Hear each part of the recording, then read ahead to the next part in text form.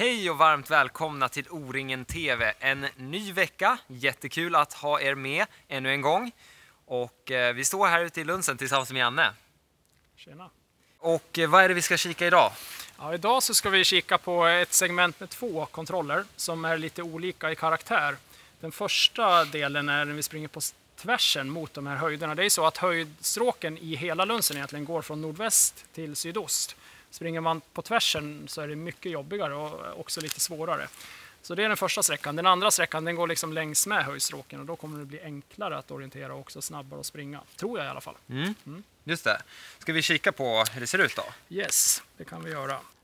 Ja, den här första sträckan då, egentligen tänker jag, det är 3 saker som är viktiga på den här.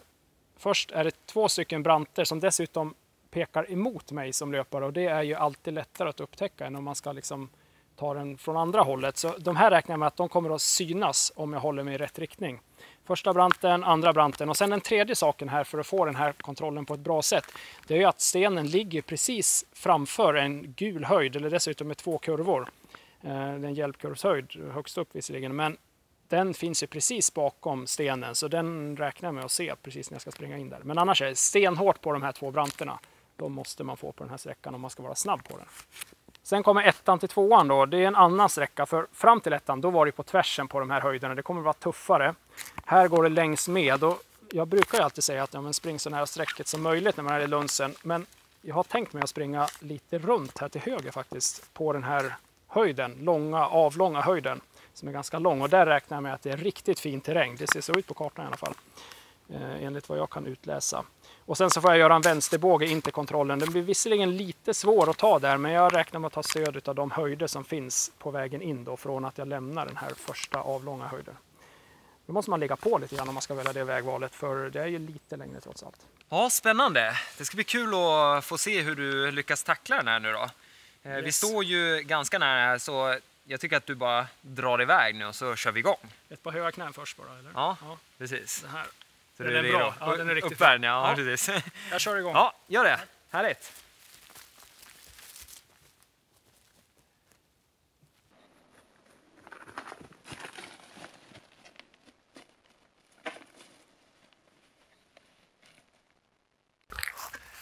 Nu är allt fokus riktning och hitta branten som pekar mot mig här.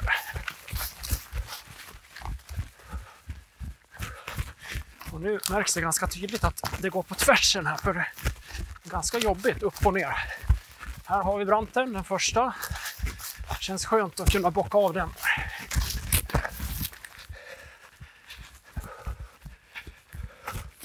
Så då är det bara att ställa om siktet på nästa. Det är fortsättning i samma riktning. Så jag kollar ganska långt fram nu och jag tror jag har den i synfältet nu redan.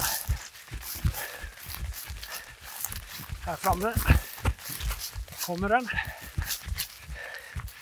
Där har vi den. Och nu är den här sista delen som man faktiskt kan tjäna ganska mycket tid på. Man kan tjäna ganska mycket tid på det är att jag ska kolla in den här gula höjden bakom. Jag ser ju nu hur det öppnar upp sig där borta. Så att då ska vi ha stenen alldeles framför den här höjden som kommer. Och där har vi skärmen.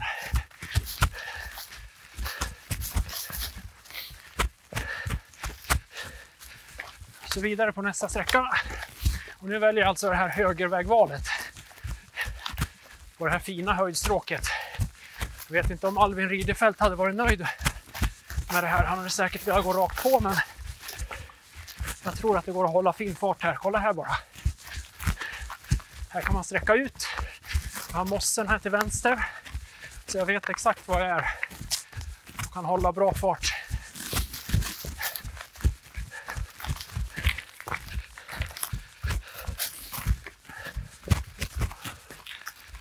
Sen blir det lite klurigt när jag ska ta kontrollen härifrån. Det måste jag faktiskt säga. Så det gäller att vara noggrann in sista biten här. Tassa över på rätt höjd. Nu uppfattar jag att jag är på spetsen av det här långa höjdstråket. Och precis där kliver jag upp på nästa höjd. Över den här. Så gäller det att sikta på höjderna här på nästa, på andra sidan av sankmarken. Nu är det fin läsning in. Och redan här kan jag se stenen eftersom jag hade så pass bra koll där på höjderna. Det här känns bra. Det blir en spik. Det var lite mer lättsprunget på höjden. Ja. Det var mycket så här första sträckan. Fast jag ser knappt vad jag springer. Nej, du bara foka. Håll i kameran. Jag försöker liksom kolla så mycket som möjligt på den här. Ja, du tänker inte på om det är lätt eller svårt eller... Nej. Ja, men det där gick ju bra, Janne. Ja, det blev 2 spikar skulle jag säga. Det var ju lite skillnad mellan den första sträckan och den andra sträckan. Ja, men helt klart. Och det kändes lite skillnad i benen också. Första sträckan är ju betydligt tuffare när man ska upp, ner. Och ganska ojämnt underlag. Sen när man kan springa längs med höjden så här som till 2:an, då blir det ju mer sträcka ut. Skönare löpning. Men väldigt njutbar sträcka, båda två skulle jag säga. Ja, men det är ju härlig terräng här ute. Ett av de bättre partierna i Lunsen, terrängmässigt. Ska vi bara gå igenom och kika lite hur det gick? Den första sträckan, det var ju de här 2 branterna. Det är bara de man ska ha liksom. Det är det som gäller. Och tanken med att man ska ha hållpunkter, nu ligger de här väldigt bra också. 1/3, 2/3 av sträckan. Och får jag inte den första branten här till exempel efter 1/3, ja men då måste jag sakta ner och veta var jag senast någonstans. Annars kan det ju sväva iväg och så kan man tappa väldigt mycket tid då.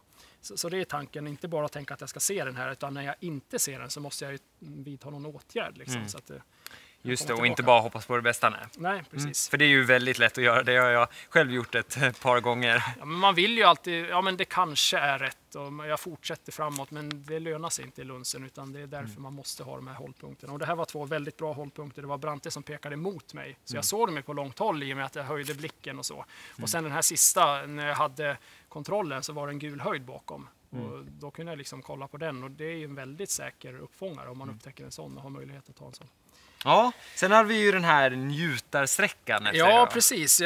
Jag sa det där att Albin Ridefelt kanske inte hade varit helt nöjd med mitt vägval. Och det är inte långt runt, men det är ju inte heller dåligt att springa rakt på den här sträckan skulle jag säga. Men jag var sugen på den där på höjdstråket där, och det var ju fint också och mycket lättare att springa. Det som var sämst egentligen med det vägvalet var väl att ingången är lite klurigare. Nu fick jag den bra, men man får se upp lite grann där. Ja, så det är ju också en liten bedömning av ens egen säkerhet då, hur man tror att man kan hantera det. Ja, det tycker jag. Det är jättelätt första halvan om man väljer det här vägvalet, men sen får man ändå slå om lite grann och vara lite försiktig in till kontrollen. Väga säkerhet mot snabbhet helt enkelt. Jajamän, även i Lunsen. Ja, kul att ha dig med igen, Janne.